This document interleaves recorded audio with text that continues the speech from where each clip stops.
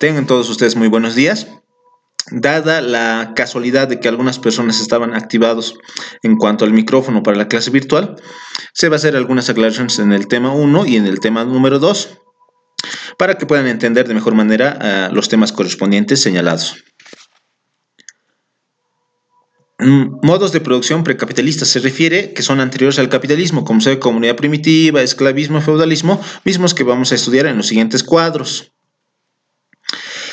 Dentro de la comunidad primitiva debemos recordar tres puntos importantes dentro de este modo de producción, como ser los siguientes: la propiedad común, la división natural del trabajo, la división social del trabajo. La propiedad común se refiere a que todos los productos, los medios de producción o los medios de defensa era de todas las personas en ese entonces.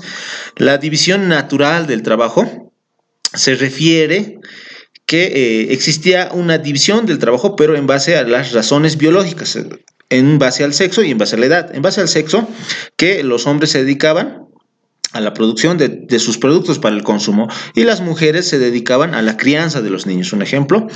Y en el caso de la edad, que los niños se dedicaban solamente a la recolección de los frutos y no así como los hombres mayores a la producción en sí, como ser la ganadería, todo aquello, porque son trabajos más pesaditos. La división social del trabajo se refiere que ya las personas no solamente se dividían por condiciones biológicas, es decir, que tanto hombres como mujeres realizaban el mismo trabajo. Incluso se podría hablar de una equidad. La división social del trabajo tenemos tres divisiones. La primera división, donde ya se dan los primeros campos de agricultura, ganadería, pescadería. En la segunda división ya se conocen específicamente los oficios. Cada grupo, cada persona se dedicaba a un solo ámbito, conociendo la especialización, y de esa especialización se conoce lo que es el denominado trueque, naciendo la tercera división social del trabajo como ser ya nacen, por ejemplo, los comerciantes. En este caso, los comerciantes no solo hacían el trueque de productos por otros productos, también ya hacían el intercambio o el trueque de productos por otros medios de producción, como ser lanza, ganado, todo aquello.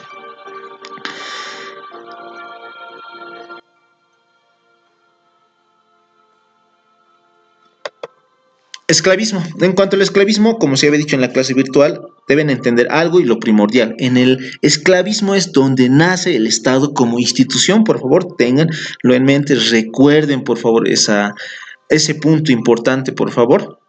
El Estado nace en el esclavismo. Feudalismo. En el feudalismo se cobraba tributos, como se había dicho en la clase virtual. Un ejemplo dábamos una jerarquía, debiendo aclarar que existían dos clases sociales. Dentro del primer grupo teníamos al clero y la nobleza, el clero que es la iglesia, la nobleza, los reyes y esa jerarquía, princesa, duque, conde, todo aquello. Y la otra clase social que eran los siervos o campesinos. Los siervos eran dedicados solamente al campo de la agricultura. Ya, ahora vamos al campo de los tributos o prestaciones que se realizaban. Como se daba un ejemplo en la clase virtual, vamos a señalar que el rey es el delegado y la princesa es la estimada delegada Concepción. El rey otorgaba un determinado o determinadas hectáreas de tierra a la princesa, en este caso a Concepción, y Concepción tendría que pagar tributos al rey. Pero ¿qué hacía la princesa? La princesa otorgaba el terreno que le otorgó el rey, otorgaba a los siervos, a los campesinos. Si le daba 10 hectáreas, un ejemplo, a la princesa repartía a cada campesino, a cada dos campesinos, una hectárea, una hectárea, otra hectárea, haciendo un total de 10 hectáreas. Y estos siervos o campesinos tenían que pagar tributos. Y estos tributos que pagaban a la princesa, los mismos tributos tenían que pagarse al rey. ¿Me dejo entender o para explicar mejor? Un siervo entregaba un tributo, es decir, ya sea en prestación personal, prestación en especie o prestación en dinero, a favor de la princesa. Y estos tributos pagados a la princesa también los pagaba al rey. Es como una cadena. El ejemplo más claro es del dinero. El siervo pagaba en dinero por la utilización de las tierras a la princesa y la princesa pagaba al rey con esos dineros, una parte pagaba. Es un ejemplo. En cuanto a la prestación en personal, es los días que trabajaba el siervo campesino. Prestación en especie es que entregaba productos a la princesa y la princesa de esos productos también entregaba al rey. Y la prestación en dinero, como ya se había señalado el ejemplo anterior. Tema número 2, relación entre economía y derecho. Este punto es muy importante porque debemos hacer subsunción en cuanto a lo que es el derecho económico, porque gracias a esta relación nace lo que es la materia de derecho económico. Como todos ustedes ya conocen el término economía, debemos conocer el concepto de ciencia. ¿Qué es ciencia? Perdón.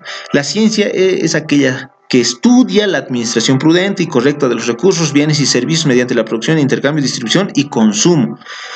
Haciendo una aclaración que en el primer video solamente se hablaba de producción, distribución y consumo. También se hacía la aclaración que se debe introducir el tema o el punto del intercambio, porque el intercambio ya lo realizan los agentes económicos. Haciendo una aclaración que los agentes económicos son todas las unidades económicas que realizan actividades económicas. Una persona realiza una actividad económica, un zapatero, un carpintero, incluso un abogado, médicos, todos aquellos que realizan actividades económicas, empresas incluso. Que se van a fundamentar sobre todo en el tema 4, pero se debe hacer una aclaración que se va a incluir el punto de intercambio en el concepto de economía.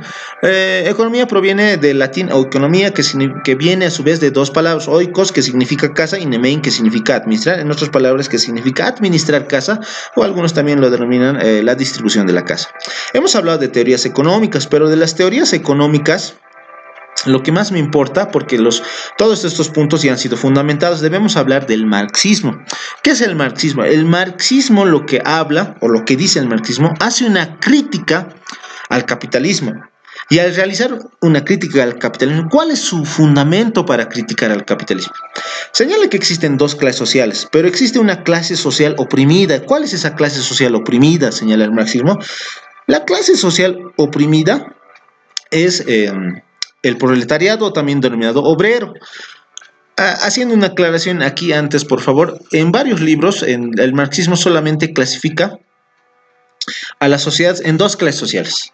El capitalista, que es el dueño de los medios de producción, y el proletariado o el obrero, que es la persona o las personas que trabajan para el capitalista. Sin embargo, hay otros autores que también, viendo la realidad, por ejemplo, veamos Bolivia.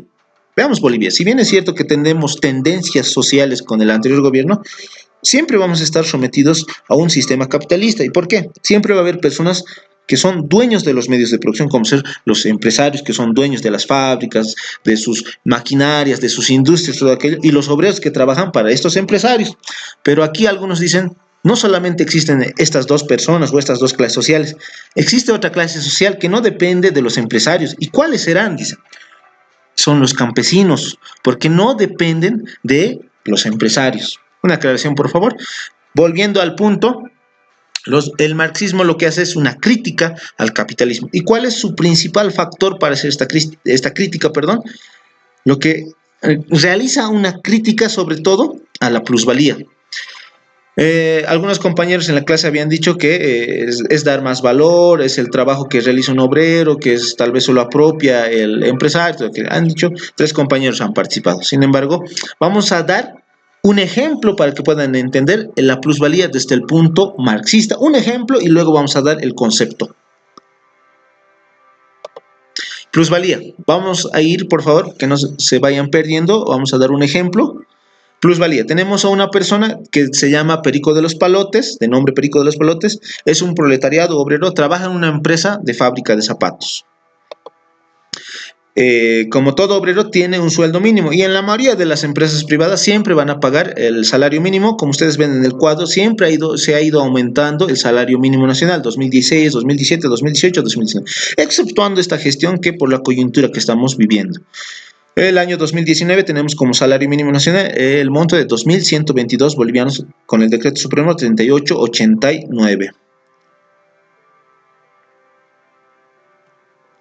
Viendo más datos, por favor, no quiero que olviden, el sueldo mínimo de nuestro obrero Perico de los Palotes es 2.122 bolivianos, que trabaja para una empresa dedicada a la fabricación de zapatos. Y nos vamos al punto de jornada del trabajo, que lo señalamos, jornada del trabajo. ¿Cuánto es la jornada de trabajo? ¿Cuánto debe trabajar un obrero, un proletariado en las empresas privadas? Porque existen algunas diferencias. Si el trabajador dependiente de la empresa privada trabaja 8 horas, Los de salud en la actualidad, por ejemplo, ¿cuánto trabajan? Solamente trabajan 6 horas, pero es gracias a una lucha que se ha hecho en cuanto al sector salud, pero eso es otro día, vamos a ver. En cuanto al sector privado, los obreros, los proletariados, solamente tienen que trabajar o deben trabajar 48 horas semanales. ¿Cuánto deben trabajar? 48 horas semanales, por favor, recuerden la jornada laboral. ¿Dónde lo establece dicha jornada? Lo establece el artículo 51 de la Ley General del Trabajo. Haciendo una aclaración, por favor. De lunes a viernes se trabaja 8 horas, sin embargo los días sábados, por una conquista social por los trabajadores, se lo denomina el sábado en inglés, solamente trabajan 4 horas. En realidad no serían 48 horas semanales, serían 44 horas semanales. Sin embargo, este es un tema de derecho laboral, pero se debe hacer una aclaración en cuanto al tema de la jornada laboral para el ejemplo que vamos a dar. Se había dicho que el señor Perico de los Palotes trabaja en una empresa y este señor trabaja 8 horas, de 9 a 1, como se ve en el cuadro, son 4 horas y tiene su horario de descanso de 1 a 2 de la tarde, que es una hora de su almuerzo, de su descanso. Tenemos la siguiente 4 horas que corresponde al de 2 de la tarde a 6 de la tarde, que son 4 horas. Y aquí es lo más importante, ¿cuánto produce en el día? ¿Cuánto fabrica? Un obrero, señor Perico de los Palotes, un ejemplo, vamos a hablar de un ejemplo mínimo. Trabaja solamente en un día y produce 4 pares de calzados. Y en la semana, de lunes a viernes, trabajando 8 horas y trabajando los días sábados media jornada, produce 22 pares de calzados.